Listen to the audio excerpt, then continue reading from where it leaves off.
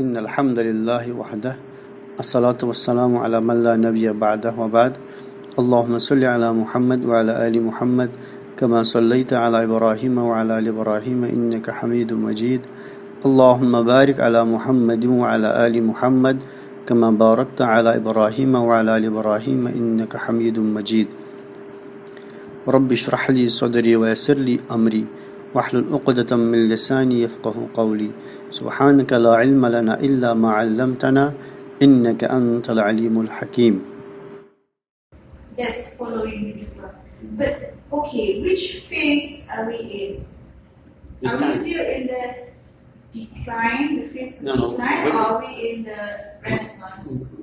This is the early phase of Renaissance of Muslims. Because everywhere now the Muslims now they think that we have our own roots. Why should we look at the world through the Western perspective? Why should we look at the world through their eyes?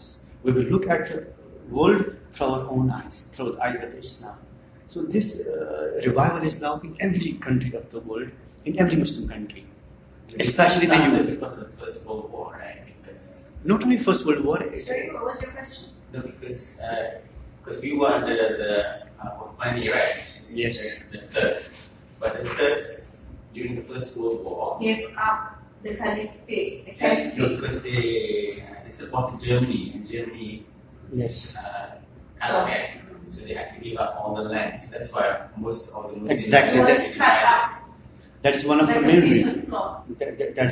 That is one of the main reason that when Ottoman Turks they supported the Germany, and during the First World War they were central powers: Germany, Japan, Austria, and Turkey. On the other sides we have the Allies powers, that is USA, France, UK, and Russia. And, no, Russia wasn't. Yes. Yes, Russia was. It's exactly Russia. So, since Ottoman Turks they supported Germany that time, and it costed them heavily. and the Saudis supported the British, right? Yes, that's why this time also Saudi they don't like this Erdogan, Sorry? the president of Turkey. President. You don't like Erdogan? No, He's a good man. he's a fine man, and he's trying to just revive the Turkey back on Islam. Yes.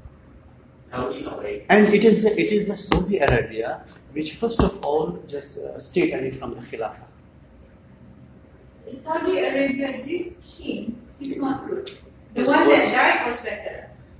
We can see The that whole family is it The is house of basically, Saud is all not we good. can say that it is ahwanul baliyatain. It is a Sharia term that when you are supposed to get what do we call a strike from the bull and strike from the sheep, whichever you prefer. Sheep. We call this ahwanul baliyatain to get less harmed. So when we compare these kings, so we can say yes, he is sheep's strike.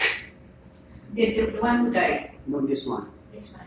The one who died, yes, he is a bull. The Oh. current one, and he's having strong ties with America. With Yeah. Israel, His son is worse. is most worst. the Salman, because they want to Muhammad bin open Salman. a resort in Saudi. Yes, not only this, The, he has the introduced son of this current king is bad. Muhammad bin Salman. But he died. They tried to shoot him. There was some news that was No, that was wrong. Fake news. was a fake news. Big news that his cousin shot him. No, he is Because still he wanted to alive, open the and cinema. nobody. His guards No, no. it's a fake news, and Americans will ensure his protection because he is of good use to them. And Nabi Sallallahu Alaihi Wasallam had advised, "Akhrij al-Yahuda wal-Nasara min Jazirat al-Arab." We expel the Jews and the Christians from the Arabian Peninsula, and they invite them. And I Yes. think So Qatar is better than Saudi. Qatar is better than the Saudi because they don't take the dictation from America. They say retorting answers to America. That's why there is now coalition between Qatar and Turkey. You see, when America imposed sanctions upon the Qatar, and the Saudi Arabia provided a list that you fulfill this list, then we won't impose sanctions upon you. And the list, first, one of the demands in the list was that you just close your Al Jazeera channel. Why? Because that is opposite to BBC and CNN. It's supposed to be. That is opposite to Because they show the real face. Yeah. They distort the figures. They show the real face. And one of the things they said, you close down the Al Jazeera channel. And then one of the demands, you hand over great scholars of Islam to us, and we will put them in jail. And one of the scholars has been put in jail, Sheikh Salman Auda. And now they are going to just hang him. Why? Because he's saying truth, he's saying Islam. They are worst people this time. So we don't realize that's nowadays. We love Haramain because of Yes. Makkah and Medina, but not these people. No, we do. Because but they make a lot of money from the Hajj and Umrah. Yes. And they don't see it as ibadah now. They see it as a business. tourism. Exactly. They call it pilgrimage tourism. See the height of the things. But they also the one that donate some money to GBA. And she don't know whether that's true or not. And one of the deal, I came to know about this, but I'm not sure about the truthfulness of this news. That they had the deal with the Najib that we will offer you so huge amount, but you have to hand over those people who have escaped from Saudi Arabia. Now they are in Malaysia. You have to just hand over them to us. The Dawah. Yes. Are they in Malaysia? Yes. Oh. I don't know myself, but I came to know about this thing. And somebody told me in university that Najib had agreed to this. Yes, if I win the elections, then I will hand over all the people you want from me. That's what I'm looking at. Yes. Does that include Nakil? Zakir Naik? Yeah, No, right. since I'm not surprised it because Saudi Arabia is also having good relations with India. Oh. You see the Modi, he is the killer of 6,000 Muslims in Gujarat. Before being the Prime Minister of India, he was the Chief Minister of one of the states in India, that's known as Gujarat. And in 2001, he killed, you can just check it on the YouTube, that is, or Google, Gujarat massacre, in which 6,000 Muslims were killed by Modi. And they know this. Still, they provided him the Best Citizens Award when Modi went there. And you see the height that instead of asking Modi that why don't you just allow the Muslims to build the Babri Masjid, which they destroyed and demolished. Instead, Modi said them, I want to build a temple, and Yes. he got it. He built a temple. Yes, in Dubai. In Dubai? Yes. Why did they temple in Dubai? Yes. Because there's so many Indians there. Oh, I thought it was Muslim Indians. No, what? No, they're expatriates, right? Indian expatriates. They're experts. So instead of just getting the mosque, he got them to get the permission. He got the permission to build it. And now he has asked them that I want to build another temple in Saudi Arabia. Oh my So, God. Yes. Is he going to get it? I don't know what the Saudi Arabia is now going to do this. I'm not surprised if they will, because they will always see Modi, yes, he is having 1.25 billion market. Can you still temple to be built in Abu Dhabi by is being built or what it is?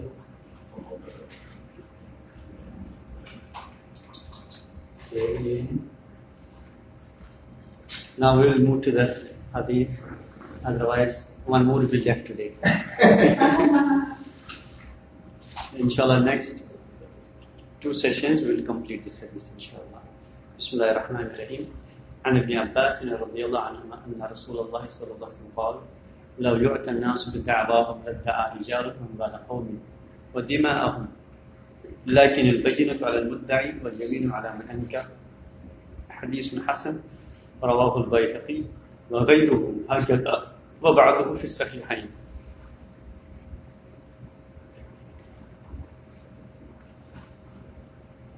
On the authority of Ibn Abbas, that the Messenger of Allah said, if people were to be given everything that they claimed men would unjustly claim the wealth and lives of other people. But the burden of proof is upon the claimant, and the oath is upon him who denies. This is again one of the fundamental hadith and one of the foundation hadith which talks about dealings and transactions. Here the word law yu'tan nas, if people were to be given, so it doesn't apply to all, it applies to those people who are not God-fearing, who are not conscious of the God realization. This applies to those people who are very greedy, who are very far off from the Islamic teachings, and they want to grab the wealth of the people this way or that way, legally or illegally. And this hadith says that when there is a dispute among the people, one claims, other denies. Then Nabi Sallallahu just puts a rule here that whosoever claims, al-bayyinatu ala al-muddai, whosoever claims that this is mine, he needs to bring the witness. Okay, whosoever claims a thing, he is required to bring the witness. And who denies that? No, it's not yours. And if he doesn't have the witnesses, then what? Wal yaminu ala man ankar. Then who is denied? He is supposed to take the oath. For example, this is a swear or you bring witness. Yeah, there are two things. First thing, the person who claims that this is mine, this glass is mine, though he will be asked to bring the witnesses, who will bear witness that this belongs to you. If he does it, he will get it. But if he fails to bring the witness, he says that I don't have the witness, but this is mine. Then the role is shifted to the other person. He is supposed to just take an oath. He swears that I swear by Allah, this belongs to me. Oh, I see. So the one who claims, he is required to bring the witness, and if he couldn't, then the person who denies, he is supposed to take an oath. This is the ruling. Oh. So if the claims can bring witness, so it doesn't matter whether the other person wants to swear. No. That time, that hardly matters. Oh. Because the first chance will be given to the claimant, one who claims. But if he fails to fulfill the required condition, then the ball will be in the court of the other person. Then he is required to take the oath. So this is the foundation of Islamic judiciary. Yes. Has it been compared to the civil law? Is there a comparison to see which one is more effective? I'm not getting it. This is the basis of the Islamic law, what you are saying, right? Yes, one of the basics of Islamic law. And then does the civil law is the same? Does it say the same? No, actually, now it just depends upon the law of the land. Oh, it depends on the law of the land. Has there anybody make a comparison? Which one is better? The better is altogether this. I think the law of the land differs from one country to another. Yes, that differs from one country to another country. But this is a universal for all Muslims. Right? Yes, it is universal for all Muslims. Whenever they have the problem, they have the dispute over a thing, they can settle down this by applying this hadith. And since being Muslims, they should not have any kind of problem to practice upon this hadith. But as long as the state is concerned, so this differs from one country to the another country. Because in Malaysia we have two separate legal systems. We have Sharia and civil. So like in India, in Kashmir we have two. We have the Sharia, but that too only in two domains. One is law of inheritance, other is law of marriage. In these two particular aspects, you can go to the Sharia courts and you can have your dispute settled down. But other than this, you are not allowed. And criminal is under civil. Yes. Also, marriage and inheritance is under the Sharia. Yes, that's under the Sharia. And they will also consider this. But this time, this was the height of the injustice against the Muslims in India. That last year, they passed a law in which they intervened into our marriage act. Oh. They made so many changes in the marriage act of Muslims. Now you can marry gay. gay can marry, right, in India? That's legalized in India, yes. They have passed it, Supreme Court of India has passed the verdict for this. But by the Sharia, the criminal code comes under Sharia as well, right? Pardon? Criminal code comes under Sharia as Yes. well. Right? But mostly people don't practice that. Because for criminal procedures, you must have the authority. For example, if a person steals a thing, so our criminal procedure says that his hand needs to be chopped down. But we cannot apply this where we don't have the state. For example, Muslim state to be yes, Islamic state, yes. Not the Muslim state, we have so many Muslim states. Islamic state where the Islamic Sharia is fully practiced. That is the important thing. No, is that why we cannot have it here in Malaysia? Yeah, because we don't have So why push for it? Politics to sound good. Yeah, probably.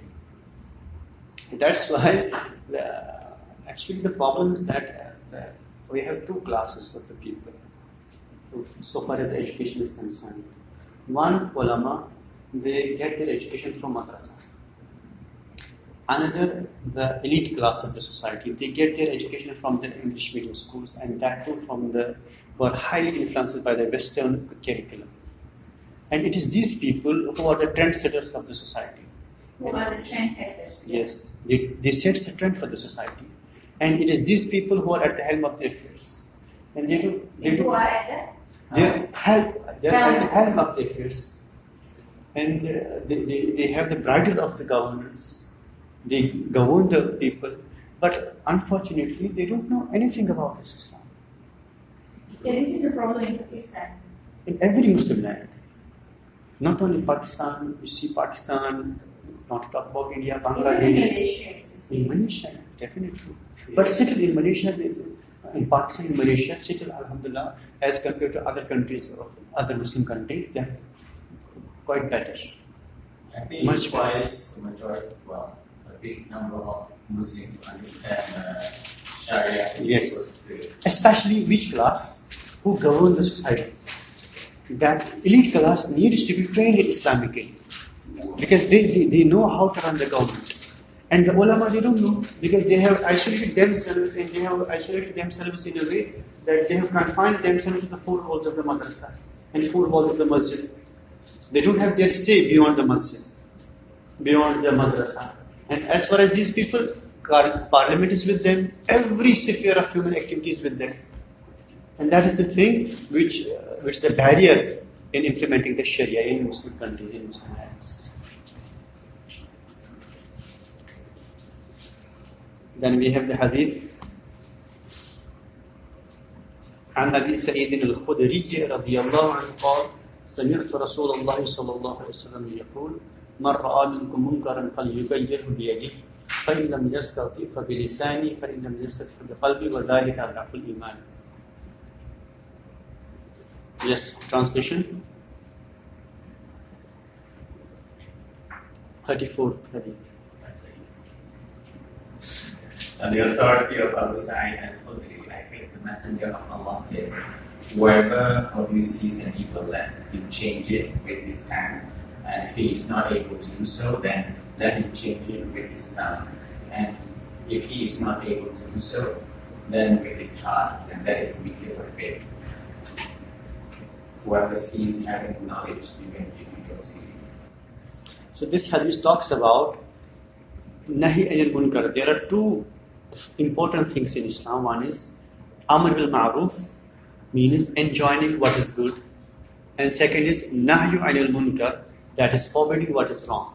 So this hadith talks about forbidding what is wrong, stopping people from doing the wrong things. Now there are three levels mentioned in this hadith. The first level is that if a person sees any wrongdoing, any munkar, any mischief is happening over any place, then he is supposed to use all his potential, all his courage, all his power and strength to stop that.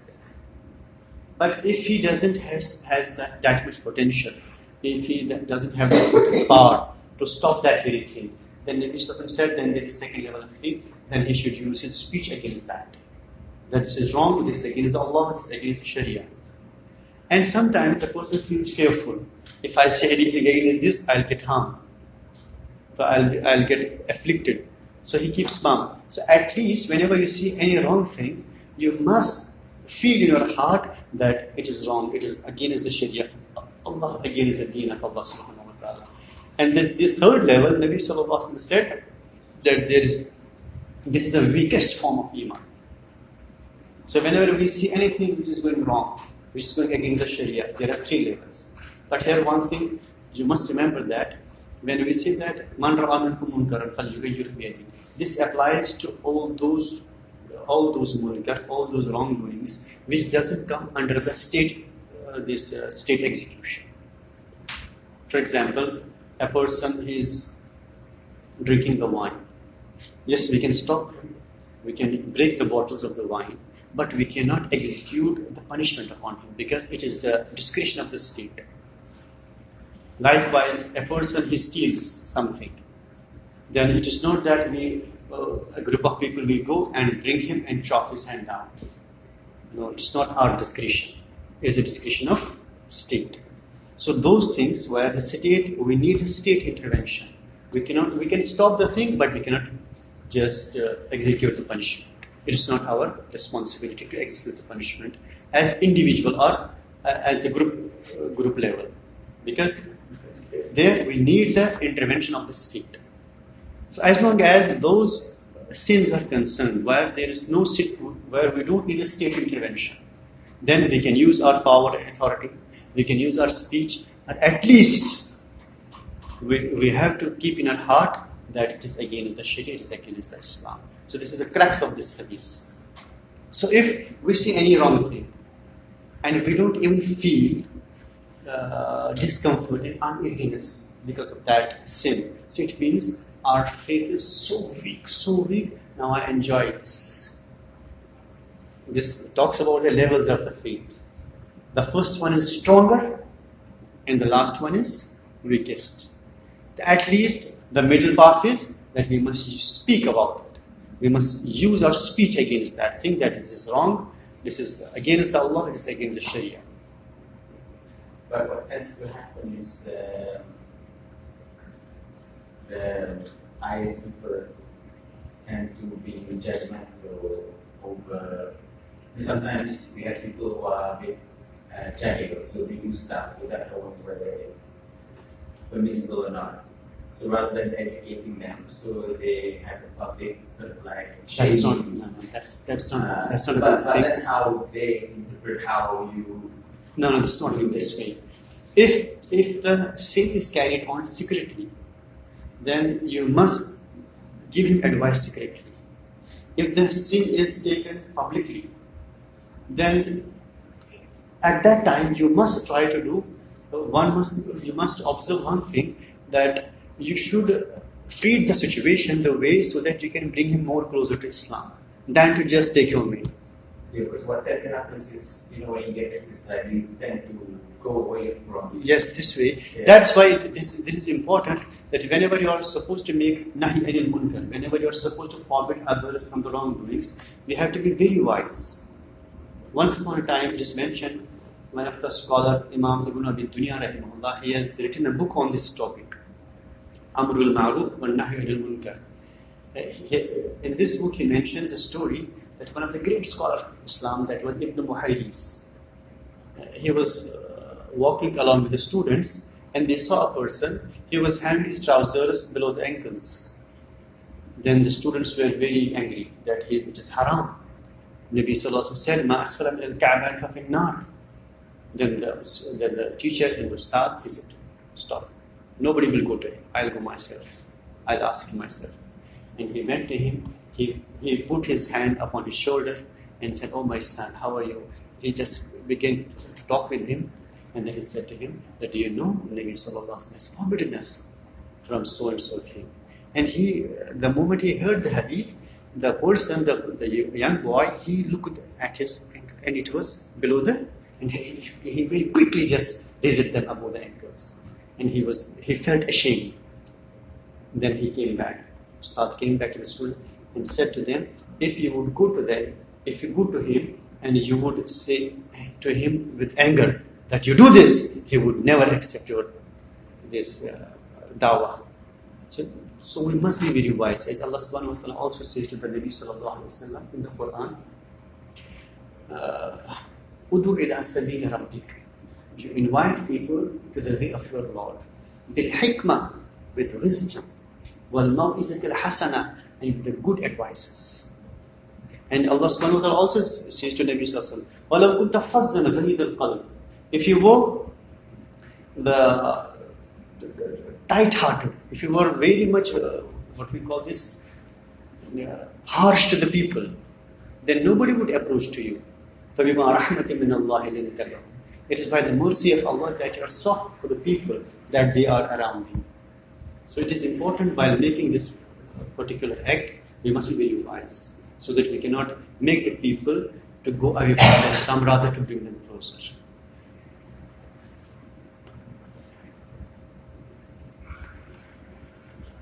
And then, عن أبي هريرة رضي الله عنه قال قال رسول الله صلى الله عليه وسلم لا تحاسدوا ولا تناجشوا ولا تباغضوا ولا تدابروا ولا يبيع بعضكم على بيع بعض وكونوا عباد الله إخوانا المسلم أخو المسلم لا يظلمه ولا يخذله ولا يكذبه ولا يحقره التقوى ها هنا ويشير إلى صدره 3 مرات بحسب امرئ من الشر أن يحقر أخاه المسلم كل المسلم على المسلم حرام دمه وماله وعرضه رواه مسلم.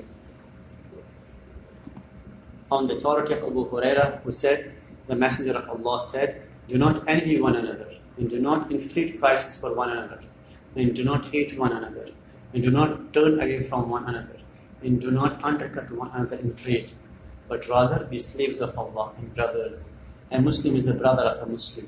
He does not oppress him, nor does he fail him, nor does he lie to him, nor does he hold him in contempt. Taqwa is right here. It is enough for a man to hold his brother Muslim in contempt. The whole of a Muslim is inviolable for other Muslim. His blood, his property, and his honor. So this hadith, this also talks about some of the things which we should not do. That one of them is envy, that is hasad. Because hasad, this is one of the diseases of the heart. When you develop the hasad, what is hasad? And what's envy? How do you Wanting what somebody has for itself, so that you use it. Or one thing that the person loses the benefit. Simply, when a person holds something, possesses something, and you wish that whether you own this or not, but his thing must be destroyed. You don't wish that you get this. No. You want that thing, the person who is possessing a particular thing, you want from him that it must be destroyed. This is he uses it. When you see somebody has a lot of money, you wish that he will have no money. Yes, you wish he will have no money, he will become poor. Some person is very good, you wish him to be a bad person. It's very a lot in Malaysia. PhD. They use black magic. Really? Allah Akbar. Black magic is haram. Yeah, but it's very. For hasad, they use this. Yeah. In business. Or even in marriage. In marriage? Yeah, like the SURAH, right? To create conflict between husband and wife. Yes. In restaurant. A lot of businesses. Yes. The hangovers, what they call it. Kan dekat restoran ada display yang weird looking macam text tu. Well, What is it? It some of the kedai mamak ya. itu untuk melarikan. Memang it's like macam, like macam you hantar something so that all people can laugh.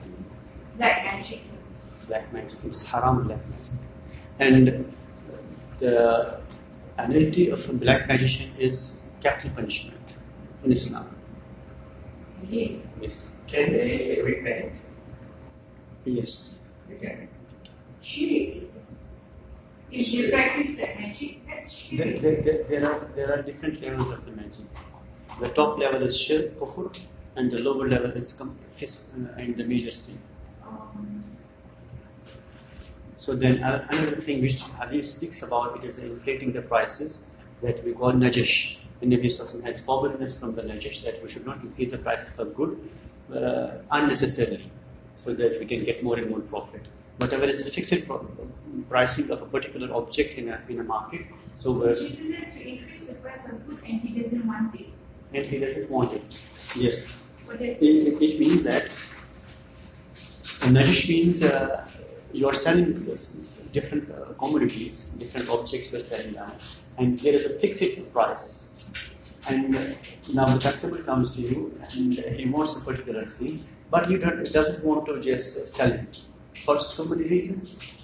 And you say, for example, this is for 10 ringgits, it is for 25 ringgits, because you don't want to just sell him this product. And Nabi has forbidden from this thing. Because this was prevalent in Arab, because there was a tribal hatredness. And then they don't want people to buy it, yes, and yes. they inflate the price. Yeah, they would inflate the price. And Nabi has forbidden from this. And then don't hate one another. La tahasadu, la tabaghadu, that you should not hate one another, because Allah subhanahu wa ta'ala has created all the human beings from one Adam alayhi salatu wasalam and Hawa alayhi salam, our brothers. That's why after Nabi said that a Muslim is brother of another Muslim. So we are all together one. We should not indulge in hating each other.